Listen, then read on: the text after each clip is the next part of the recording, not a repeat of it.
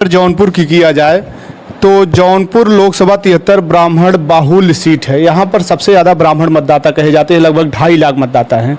Bharatiya Janata party ने छत्री को टिकट दिया, समाजवादी पार्टी ने कुशवाहा को, तो वहीं बसपा ने यहाँ के स्थानीय नेता धनंजय सिंह की पत्नी को उम्मीदवार बनाया है, वो भी छत्री समाज से आते हैं। तो ऐसे में ब्राह्मण समाज किसके साथ जाता हुआ नजर आ रहा है? इंदिरा जी अकेले जाती थी सन 1971 में। जो मेरी उम्र के हों, मैं बोल रहा हूं, अगर मेरी बात गलत हो तो मुझसे फिर सवाल कर सकते हैं कि 71 में भारत पाकिस्तान के सीमा के बॉर्डर पर इंदिरा जी ललकार रही थी कि भाइयों मारो पीछे न हटो। भिंडरा वाले को, जैसे गुंडा अपराधी को इंदिरा जी ने तहस नहस कर दिया। इतना अदम्य साहस, इतना बहादुरी से लड़ने वाली इंदिरा जी जिस समय जो है गद्दी से उतारी गई तो आंधी की तरह उतारी गई, लेकिन तूफान की तरह फिर आई। यही देश की जनता ने इंदिरा जी को हटाया और यहीं पर नारा लगा कि आधी रोटी खाएंगे इंदिरा जी को लाएंगे। देखिए, मैं तो व्यक्तिगत कांग्रेस का आदमी हूँ, कौन अपने नेता को खराब कहेगा। मैंने नारायण दत्त तिवारी को देखा, कमलापति को देखा, हेमंती नंदन बहुगुड़ा को देखा, श्रीपद मिश्रा को देखा और जो भी वीर बहादुर को देखा, जो कांग्रेस के मुख्यमंत्री थे मैंने सबको देखा। लेकिन मुझे कहने में फक्र नहीं है कि न तो मुलायम सिंह के जोड़ का कोई नेता पैदा हुआ और न पैदा होगा। वह भगवान भोले शंकर के रूप थे और उसको मैं नज़दीक से देखा। 1000 विद्यालय अनुदानित करके शिक्षा जगत में उन्होंने जो परचूमन फैला दिया कि रोते भूख से तड़पते अध्यापक इस समय सफारी सूट पहन करके टहलते हैं। अब वो उत्तर प्रदेश क्या, भारत माता की धरती मुलायम की ऋणी रहेगी। वह निश्चित ही धरती वीर मुलायम सिंह का नारा जो लगता है बिल्कुल सही लगता है। जय हिंद दोस्तों, स्वागत है आप सभी का प्रहरी न्यूज भारत में। इस वक्त हमारी उपस्थिति है उत्तर प्रदेश के जनपद जौनपुर में। दोस्तों, वर्तमान समय में लोकसभा 2024 का चुनाव होना है। 2 चरण का मतदान हो चुका है, तीसरे चरण का मतदान होने वाला है। जहां हम हैं जौनपुर में, लगभग लास्ट चरण 5वें चरण में 25 तारीख को मतदान होगा। जौनपुर की सीट उत्तर प्रदेश की सबसे हॉट सीट मानी जा रही है। यहाँ पर वैसे तो पूरे प्रदेश में भारतीय जनता पार्टी लड़ाई में है, लेकिन यहाँ के स्थानीय लोगों का कहना है कि यहाँ लड़ाई भाजपा लड़ाई से बाहर है, सपा और बसपा की लड़ाई होती नज़र आ रही है। ऐसे में हमारे साथ एक गुरुजी हैं, पंडित जी हैं, इनसे मुलाकात करवाएंगे। देवराज पांडे जी हैं, यह बड़े पुराने कांग्रेसी रहे हैं, सेवा दल से भी जुड़े हुए रहे हैं। आइए इनसे बातचीत करते हैं और कुछ चुनावी चर्चा इनसे करेंगे, कुछ इनसे जीवन के इनके संघर्षों के बारे में भी बातचीत करेंगे। आपसे रूबरू करवाते हैं। स्वागत है सर आपका सबसे पहले प्रहरी न्यूज भारत में। मैं देवराज पांडे, पूर्व उपाध्यक्ष जिला कांग्रेस कमेटी जौनपुर, और मैं तो कांग्रेस का एक बहुत सिपाही की जरिए से बहुत दिन से काम करता चला आ रहा हूँ। जनता दल में जब इंदिरा जी की गिरफ्तारी हुई थी उसमें मैं 13 दिन जेल यात्री रहा। फिर इसके बाद युवा कांग्रेस का अध्यक्ष रहा, सेवा दल का इंचार्ज रहा और विभिन्न जिले की कमेटियों में उपाध्यक्ष पद पर बराबर लगा रहा। और संगठन हमारा ही काम है, संगठन में जनता के बीच में जाकर कांग्रेस की नीतियों को बताना और अपने नेता के प्रति वफादारी से कार्य करना, यही कार्य मेरा चला। बीच में मैं शिक्षक भी रहा और शिक्षक रहा और 19 में मैं शिक्षा जगत से भी रिटायर हो गया और इस समय कांग्रेस का काम मैं कर रहा हूँ। यह तो आपका पूरा इंट्रो हो गया पांडे जी का, आप लोगों ने सुना ही। अब आपसे हम सवाल करेंगे। जो पहला सवाल है, आपने कहा कि हम कांग्रेसी हैं और युवा कांग्रेस से भी जुड़े रहे, सेवा दल से भी जुड़े हैं, तो आखिर ये पिछले 30 सालों से, शायद अगर हमारा आंकड़ा सही है तो 84 में जौनपुर में कांग्रेस सांसद बने थे, उसके बाद जौनपुर में कांग्रेस का खाता खुला नहीं। इसका प्रमुख कारण आप क्या मानते हैं? देखिए, कोई कमजोरी तो थी ही, कमजोरी को छिपाना वो था। जनता हमसे दूर हुई, जनता भागी और जनता को मैं अपने निगाह से प्यार से बराबर बांटता रहा। लेकिन हमारे कुछ वरिष्ठ नेताओं को जनता की याद नहीं आई, जहां उन लोगों की कमी के कारण जनता हमसे दूर होती चली गई। जात बिरादरी धर्म में ये हमारा जो है देश प्रदेश बढ़ता गया और विशेष करके कांग्रेस का बहुत बड़ा नुकसान हुआ। आज इस बात का बहुत खेद है कि हमारे कांग्रेस के कार्यकर्ताओं में अगर सूची देखी जाए तो इस कार्यक्रम में बहुत ही कम लोग कांग्रेस में दिखाई दे रहे हैं। तो आप गुरुजी बहुत पुराने कांग्रेसी रहे, आपने पूरा जीवन कांग्रेस में खपा दिया, आपको मिला क्या कांग्रेस से? देखिए, अब अगर ये कहते हैं तो हृदय छू देता है कि मिला क्या।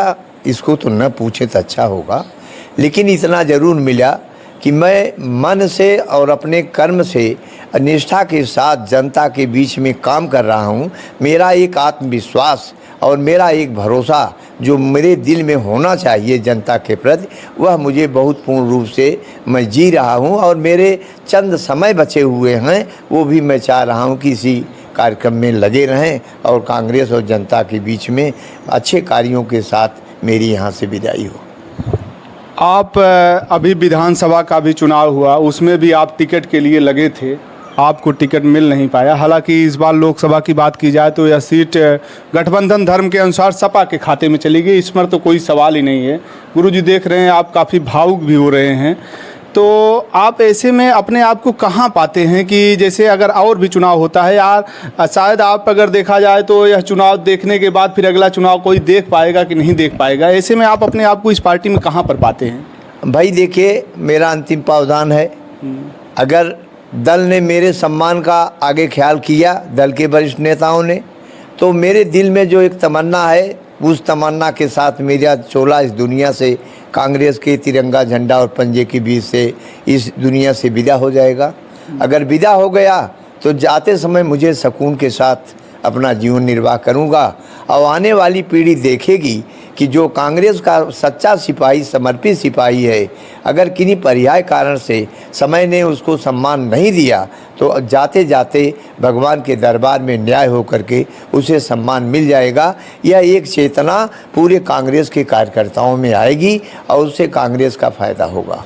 गुरुजी, मोदी जी कह रहे हैं कि इस बार 400 पार, तो इस पर आपका क्या कहना है? अरे भाई, अपनी जबान है, मैं तो कह रहा हूँ मेरा 1000 से पार। अब कह देना कुछ और बात है। अब तो चुनाव हो रहा है, आमने सामने है और सब सामने आ जाएगा कितना कौन पा रहा है। इसका आंकड़ा कहना अभी बहुत जल्दीबाजी होगी। इस बार का चुनाव किस मुद्दे पर हो रहा है? क्या बेरोजगारी, महंगाई, भ्रष्टाचार, यह सब कोई मुद्दा है कि बस वही राम मंदिर बन गया और उसी पर चुनाव हो जाएगा? भाई देखिए, जिसका जो हथियार है अपना हथियार यूज कर रहा है, लेकिन मेरे नेता महंगाई पर और भ्रष्टाचार पर और नौजवानों को रोजी रोजगार नहीं और देश की एकता अखंडता पर खतरा, सारे तमाम पुराने मुद्दों को लेकर के भारतीय राष्ट्रीय कांग्रेस अपने अस्तित्व को मिटाने के लिए तैयार हो गया, लेकिन भारत की का अस्तित्व, उसके प्रस्तुतता को दूर करने के लिए अपनी बलवेदी पर राहुल गांधी चढ़ गए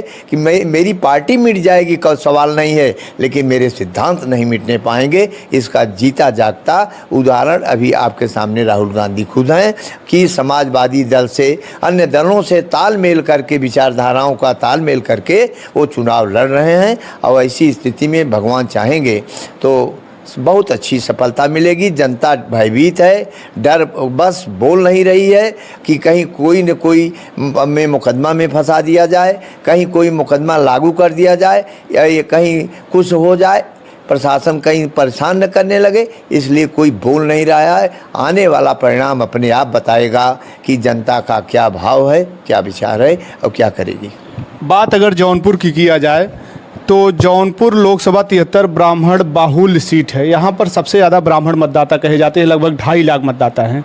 भारतीय जनता पार्टी ने छत्री को टिकट दिया, समाजवादी पार्टी ने कुशवाहा को, तो वहीं बसपा ने यहाँ के स्थानीय नेता धनंजय सिंह की पत्नी को उम्मीदवार बनाया है, वो भी छत्री समाज से आते हैं। तो ऐसे में ब्राह्मण समाज किसके साथ जाता हुआ नजर आ रहा है? देखिए, अभी तो हर आदमी ये दावा कर रहा है कि हमारे पास सारे समाज के लोग हैं। अभी आपको बता दें कि हमारा और समाजवादी दल का एक गठबंधन हुआ है और लखनऊ में मीटिंग थी।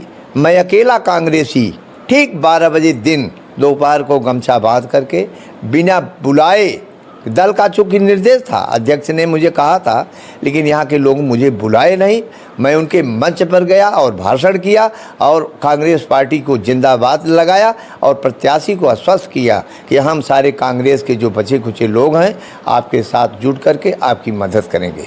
लेकिन रही बात है जात बिरादरी, कांग्रेस तो देखिए, आपसे एक मैं छोटा सा निरूपण बता दूँ कि अगर कोई हाथी का झंडा लगा के जा रहा है तो आप देखेंगे तो आप सोचेंगे कोई शेड्यूल कास्ट का आदमी होगा। साइकिल का झंडा लगा के जा रहा है तो आप कहेंगे कोई बैकवर्ड होगा। और कमल का फूल का झंडा लगा के जा रहा है तो आप सोचेंगे कि इसमें कोई फॉरवर्ड हो सकता है, लेकिन कांग्रेस का झंडा अगर लगा रहेगा तो कोई बता नहीं सकता कि इसमें हिंदू बैठा है, कि मुसलमान बैठा है, कि सिख बैठा है, ईसाई बैठा है, ब्राह्मण बैठा है, यादव बैठा है। सारे लोगों का समाहित इसी पंजे के निशान में, इसी झंडे में है। तो मैं जात बिरादरी पर हम लोगों का विश्वास नहीं होता। हम सारे लोग हिंदुस्तानी हैं और सारे लोग भारत माता के प्रिय पुत्र हैं और हम लोग सबकी बात करते हैं। जात उत पर हमारा विश्वास भरोसा नहीं।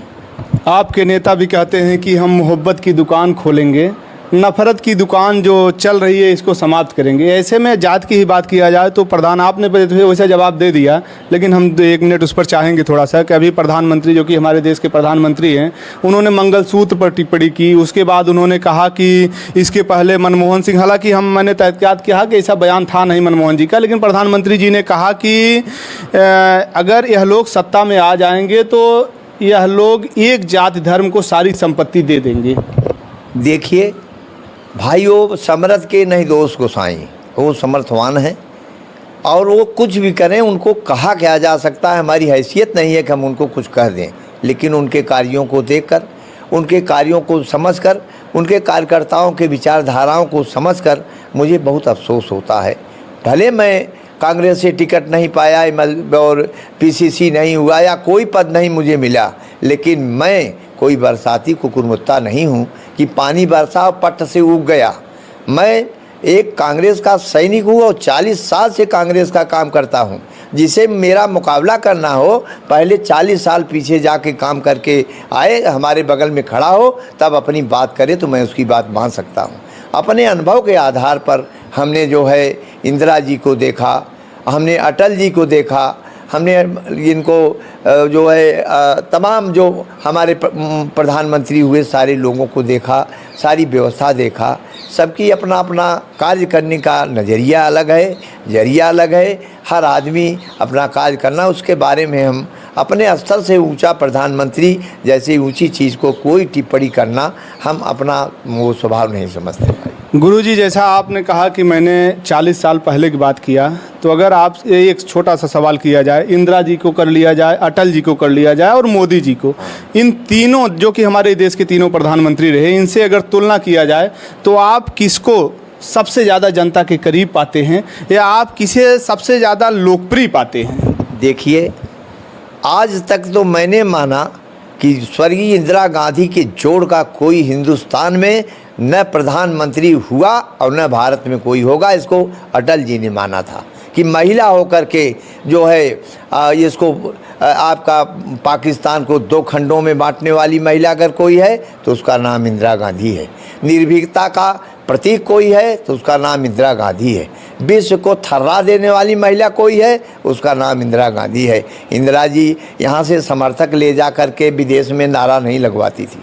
इंदिरा जी अकेले जाती थी। सन 1971 में जो मेरी उम्र के हों, मैं बोल रहा हूं, अगर मेरी बात गलत हो तो मुझसे फिर सवाल कर सकते हैं कि 71 में भारत पाकिस्तान के सीमा के बॉर्डर पर इंदिरा जी ललकार रही थी कि भाइयों मारो, पीछे न हटो। भिंडरा वाले को जैसे गुंडा अपराधी को इंदिरा जी ने तहस नहस कर दिया। इतना अदम्य साहस, इतना बहादुरी से लड़ने वाली इंदिरा जी जिस समय जो है गद्दी से उतारी गई तो आंधी की तरह उतारी गई, लेकिन तूफान की तरह फिर आई। यही देश की जनता ने इंदिरा जी को हटाया और यहीं पर नारा लगा कि आधी रोटी खाएंगे, इंदिरा जी को लाएंगे। नेहरू परिवार का त्याग बलिदान हिंदुस्तान में कोई माई का लाल इनका बराबरी नहीं कर सकता। अफसोस मुझे तब होती है कि जब इस देश का पढ़ा लिखा नौजवान गांधी और नेहरू जैसे महान पुरुषों को गाली देने वाला इस देश की समय की जनता, इस समय का नेता हथौड़ी बजा बजा करके हंसता है। मुझे अफसोस होता है कि क्या इन्होंने पढ़ा है, क्या इन्होंने लिखा है, क्या इन लोगों ने इतिहास जाना है। अफसोस है, न नेहरू परिवार के जोड़ का हिंदुस्तान में कोई पैदा हुआ और न होगा। तो आपने तो शायद जवाब दे दिया। मैंने जो पूछना चाहा कि इंदिरा जी और अटल जी और मोदी में आप किसे अच्छा मानते हैं, आपने बताया आयरन लेडी, और आपने यह भी बताया कि अटल जी ने ही माना था कि इंदिरा जी आयरन लेडी हैं और बेहतरीन हैं। तो एक सवाल और है गुरुजी आपसे, उत्तर प्रदेश के बारे में बात कर लिया जाए। हाँ, तो जैसे यहाँ के मुख्यमंत्री वर्तमान समय में योगी आदित्यनाथ जी हैं, मुलायम सिंह जी भी मुख्यमंत्री रहे, उनके लड़के अखिलेश जी भी मुख्यमंत्री रहे और मायावती जी को भी 4 बार मौका मिला कार्य करने का प्रदेश में। तो आप सबसे ज़्यादा लोकप्रिय और सबसे ज़्यादा अच्छा या सबसे ज़्यादा काम करने वाला मुख्यमंत्री किसे मानते हैं? देखिए, मैं तो व्यक्तिगत कांग्रेस का आदमी हूँ, कौन अपने नेता को खराब कहेगा। मैंने नारायण दत्त तिवारी को देखा, कमलापति को देखा, हेमंती नंदन बहुगुणा को देखा, श्रीपद मिश्रा को देखा और जो भी वीर बहादुर को देखा, जो कांग्रेस के मुख्यमंत्री थे मैंने सबको देखा। लेकिन मुझे कहने में फक्र नहीं है कि न तो मुलायम सिंह के जोड़ का कोई नेता पैदा हुआ और न पैदा होगा। वह भगवान भोले शंकर के रूप थे और उसको मैं नज़दीक से देखा। 1000 विद्यालय अनुदानित करके शिक्षा जगत में उन्होंने जो परचूमन फैला दिया कि रोते भूख से तड़पते अध्यापक इस समय सफारी सूट पहन करके टहलते हैं। और वो उत्तर प्रदेश क्या, भारत माता की धरती मुलायम की ऋणी रहेगी। वह निश्चित ही धरती वीर मुलायम सिंह का नारा जो लगता है बिल्कुल सही लगता है। कहने में मेरा शरीर रोमांच हो जाता है जब उनका चेहरा हमको याद आता है। तो गुरुजी हैं, मुलायम सिंह का नाम लेने पर काफ़ी ज़्यादा इनके अंदर से भाव भवेश भी आ गया। बस जैसा कि इन्होंने बताया कि हम तो हैं कांग्रेसी, लेकिन मुलायम सिंह जैसा कोई मुख्यमंत्री उत्तर प्रदेश में था नहीं। तो इंटरव्यू काफ़ी लंबा होता जा रहा है। बस लास्ट में 1-2 सवाल और लगे गुरुजी से कि गुरुजी, अब आप जैसे आपको अगर कांग्रेस मौका देती है, अगर आपको जैसे आपकी पार्टी सत्ता में आती है और आपको बड़ी जिम्मेदारी मिलती है, तो आप कैसे निर्वहन करेंगे उसको? देखिए, बड़ा अनुभव है हमारे पास और साधन विहीन व्यक्ति तो मैं हूँ भाई। मैं इस बात को खुला कह रहा हूँ कि साधन विहीन व्यक्ति हूँ, लेकिन अनुभव हमारे पास है और परिश्रम करके समाज में खड़ा होने की बात है। और हमारा इतिहास और चरित्र है हमारा।